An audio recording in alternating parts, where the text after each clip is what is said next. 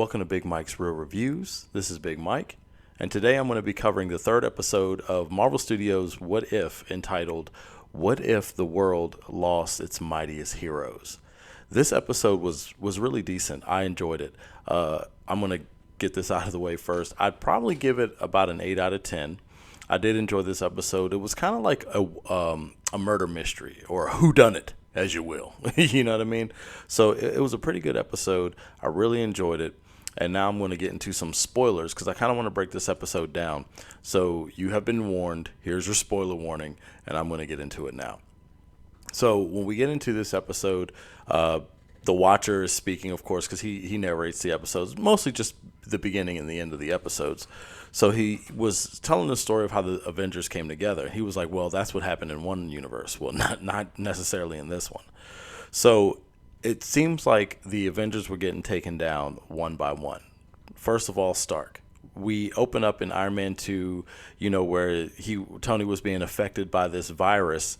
Kind of like it almost reminded me of Cable. I don't exactly recall what they called it in that movie, but it was like a tech organic type virus.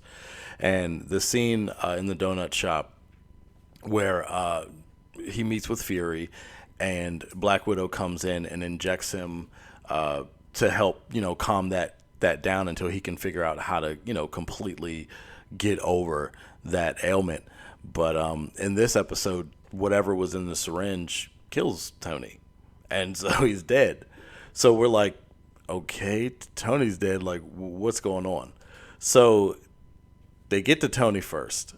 So they're blaming Romanoff, of course, for this. Fury, of course, doesn't believe she did it. So as she's being transported, to some type of prison, Fury gives her the syringe and it's like, I need someone on the outside. I know you didn't do this. I need you to look into it, though. So, of course, she breaks out from the SHIELD strike team, and we got a few Easter eggs there. We see Rumlow, who I guess in this universe is not going to become Crossbones, and I don't know if they're actually working for Hydra at this point either. But anyway, Romanoff gets away from the SHIELD strike team, which we know would work with Cap in the future. So she gets away from them, and we focus on next the events of the first Thor movie, where, he was unworthy and he was going after his hammer. So when he was going after Mjolnir, he's going to lift it. And we know, of course, Fury was telling Barton to stand down because he wanted to see, what was going to happen. And the funny thing is, like, Coulson's all, fanboying over, he's fanboying over Thor, of course, when he sees him. He's like, I've got eyes on him, and, man, he's got great hair. And Fury's like, what? And Coulson's like, he's gorgeous. And even Barton makes a joke about it, saying, like, yeah, Coulson wasn't wrong. You know what I mean? So, of course, it's Marvel. You're going to get some humor in there. So, of course, Fury tells Barton to stand down. But for some reason, Barton lets loose his arrow and kills Thor, of course, because at this point, he was still unworthy and was not in possession of Mjolnir. So he was vulnerable. So Barton's locked up, and he's like, I didn't do this. Like, I never miss fire. I never miss, like, all these things. And Coulson's even telling Fury how broken up he is about it. And so Fury comes to his cell, and he's like, I need to talk to Barton. So he goes inside his cell, and Barton's already dead. So we've got, 3 Avengers down at this point, right, of the original.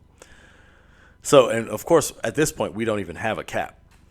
So Black Widow's, her investigation leads her to go after Bruce Banner. So she goes to the college to where the events of the Incredible Hulk happened. So she speaks with Betty, and she figures out pretty much she's still hiding Bruce. So she finds Bruce. Thunderbolt Ross shows up with his army, of course, and they're all talking about how, Bruce can't die and he's not worried about, whatever's going on.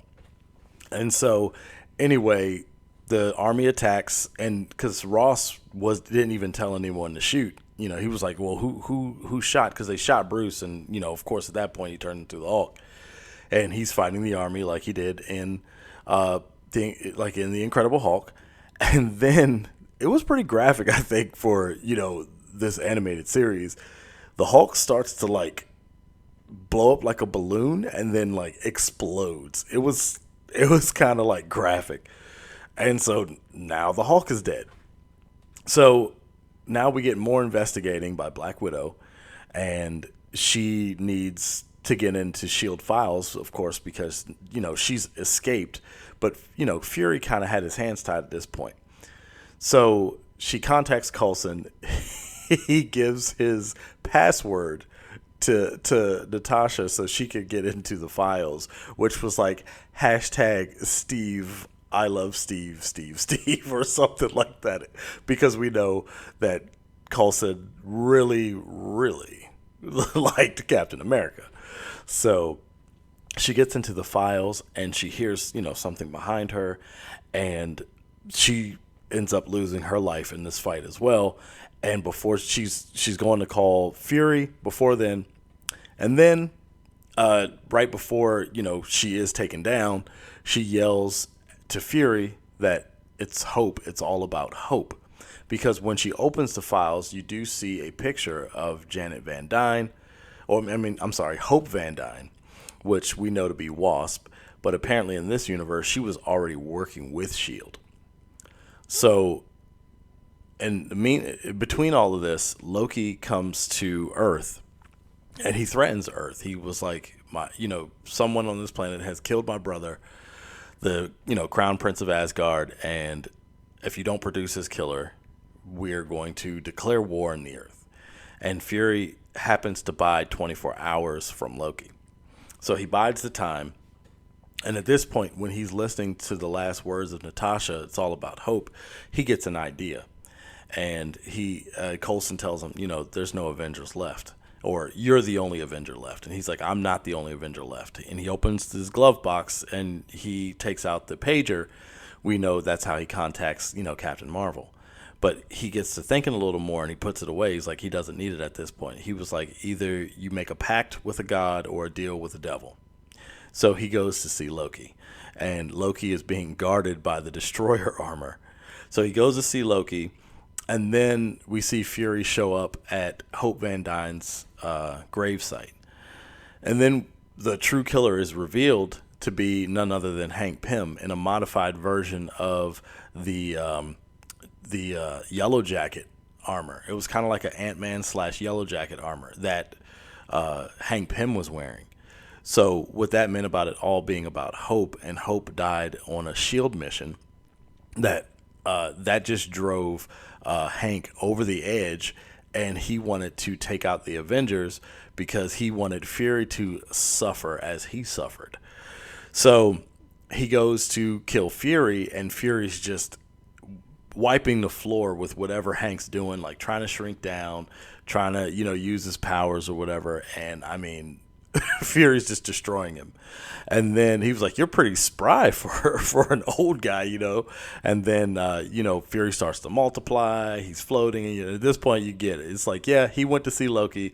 Loki is basically impersonating Fury at this point. So that's why he's wiping the floor with Ant-Man / Yellow Jacket.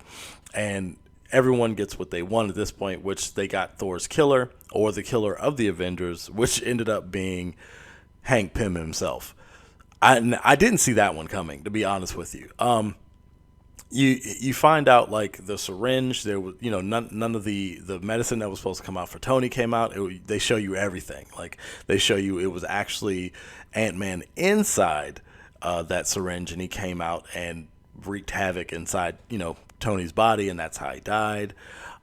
We saw how he made Barton let go the arrow, like by shrinking down and opening his fingers. We saw how he took one of those discs, that allows something to grow or shrink depending on which disc it is, and he was inside of Hulk, and he threw one of those on his heart and made his heart blow up. That's how he was able to kill the Hulk. And basically he just kind of, which was not cool at all. He beat Natasha to death basically using his powers. So That's how he was able to take out the Avengers. Now, but that was actually really bad for this universe, because at this point, Loki decides to stay and says he went to the UN and gives his speech that he did in the first Avengers movie about how humans like to be subjugated and how, he's here to rule. And he got all of the nations to, come to an agreement, of course, by force, the Asgardian army. I mean, what are humans going to do against Asgardians? And he takes over the planet. But of course, that means the Avengers aren't going to die. That means there's going to be just new Avengers. Because at this point, at the end scene, after Loki's given his speech at the UN, we see Fury showing up to the ship where Cap crashed it. And he finds the shield, and he wipes the snow off the shield. And then he says, "Welcome back, Captain."